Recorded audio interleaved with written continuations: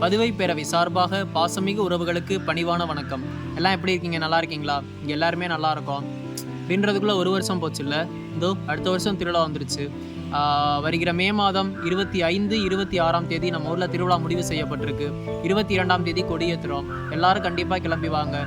ஒரு வருடத்தில் 365 நாட்களில் ஒரு 5 நாட்கள் மட்டும் நம்ம ஊருக்காண்டி செலவு செய்வோம்.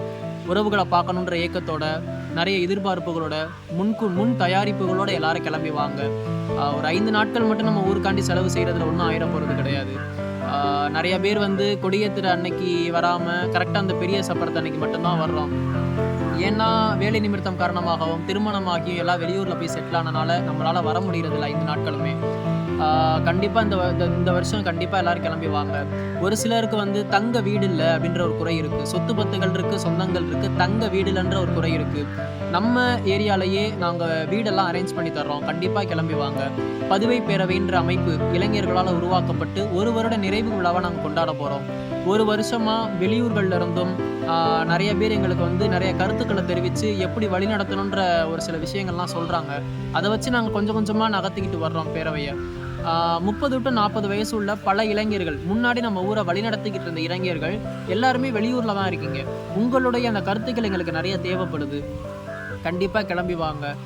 நிறைய எதிர்பார்க்குறோம் நாங்கள்.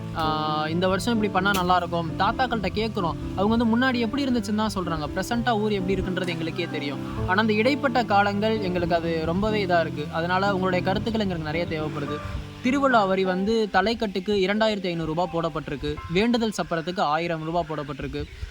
அந்த வேண்டுதல் சப்பரம் எடுக்கிறவங்க, அன்பின் விருந்து கொடுக்குறவங்களாம் முன்கூட்டியே எங்கள்கிட்ட சொல்லிட்டிங்கன்னா அதற்கான நாங்கள் ஏற்பாடுகள் எல்லாமே பண்ணி வச்சுருவோம்.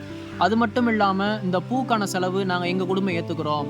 இந்த கரண்ட்டு மைக் செட்டு இதுக்கான செலவு நாங்கள் ஏற்றுக்குறோம். இல்லை பேண்டு இந்த மாதிரி ட்ரம்ஸ் ஏதாவது வைக்கிறதுக்கு நாங்கள் ஏற்றுக்குறோம். இந்த மாதிரி யாராவது ஒரு இதோட வந்தீங்கன்னா கண்டிப்பாக எங்கள்கிட்ட அதை சொல்லுங்கள். ஏன்னா வரிக்காசுகள் வந்து பத்த மாட்டேங்குது. ஒரு சிலர் வெளியூரில் இருக்கிறவங்க எல்லாருமே நாங்கள் அங்கேயும் வரி கொடுக்குறோம். அதனால் இங்கே வந்து எங்களால் தர முடியாத சூழல்கள் ஏற்படுது. 2 இடத்துலையும் வரி கொடுக்குற சூழல்கள் ஏற்படுதுன்றனால எங்களுக்கு வந்து வரிக்காசு வந்து போன வருஷம் வந்து பத்தலை. எல்லாரும் ஒரு சிலர் வந்து கை காசு வீட்டில் இருந்தாலும் கொடுக்குற மாதிரி ஆயிடுச்சு.